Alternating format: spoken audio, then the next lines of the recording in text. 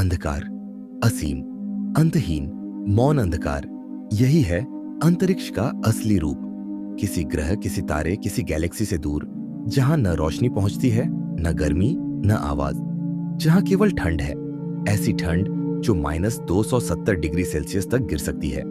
वहीं से हमारी यात्रा शुरू होती है, ब्रह्मांड के गहरे, शांत, ठंडे दिल से। यहां हवा नहीं, हवा न होने का मतलब आवाज नहीं। अंतरिक्ष में चाहे कोई विस्फोट हो, कोई ग्रह टूटे, कोई तारा फट जाए, हर घटना पूरी तरह मौन होती है। यहां ध्वनि नहीं, सिर्फ दृश्य है।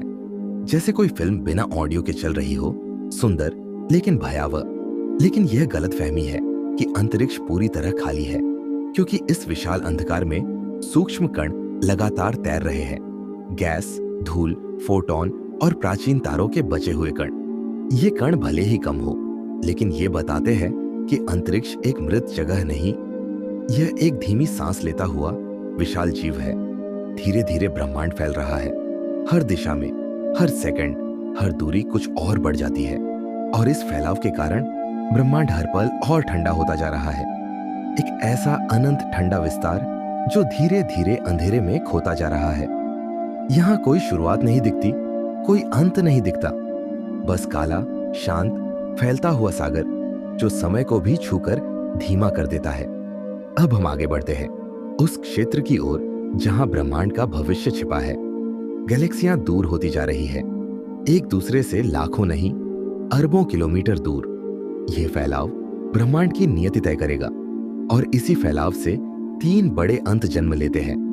पहला अंत, बिग क्रंच। कल्पना कीजिए, फैलता हुआ ब्रह्मांड अचानक थम जाए, जैसे किसी ने उसकी गति रोक दी। फिर धीरे धीरे हर दिशा से सब कुछ वापस एक बिंदु की ओर लौटने लगे। गैलेक्सियां पास आती है, तारे एक दूसरे से टकराते हैं, हर कण उसी केंद्र की ओर खींचता है जहां से कभी बिग बैंग शुरू हुआ था। अंत में पूरा ब्रह्मांड एक छोटा, गर्म, अत्यधिक घना बिंदु बन जाता है। यही है बिग क्रंच, ब्रह्मांड का ढह जाना।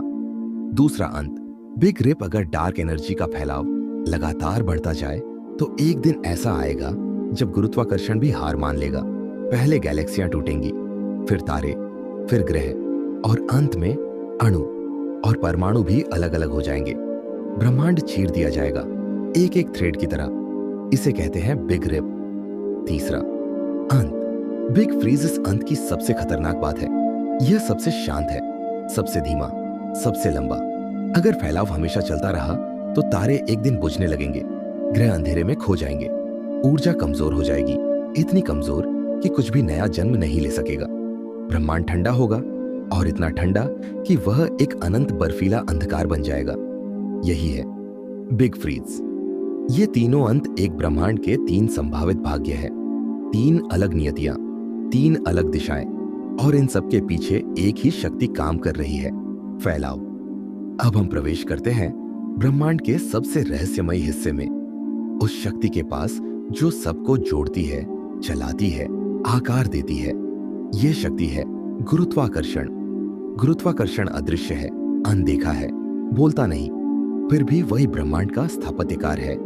यही ग्रहों को तारे के चारों ओर घुमाता है, यही तारे मिलकर गैलेक्सियां बनाते हैं, यही गैलेक्सियां एक दूसरे के साथ नृत्य करती है, कभी पास आती हुई, कभी दूर जाती हुई। अगर गुरुत्वाकर्षण न होता तो न तारे होते, न ग्रह, न रोशनी, न समय की दिशा। ब्रह्मांड सिर्फ अराजक कणों का बादल होता जो कभी जीवन नहीं बनने देता। गुरुत्वाकर्षण ब्रह्मांड का धागा है जिस पर सारी सृष्टि टिकी है। अंधेरा हो या ठंड, फैलाव हो या विनाश, बिग क्रंच हो या बिग फ्रीज, हर अंत की मूल जड़ गुरुत्वाकर्षण में छिपी है। अब एक अंतिम दृश्य, एक गहरा, शांत, अनंत विस्तार। धीरे धीरे तारे बुझते जा रहे हैं, दूर कहीं एक गैलेक्सी अपनी अंतिम चमक दे रही है, और ब्रह्मांड यात्रा कर रहा है अपने एक संभावित अंत की ओर। पर हर अंत एक शुरुआत भी है, क्योंकि शून्य में भी नया ब्रह्मांड जन्म ले सकता है।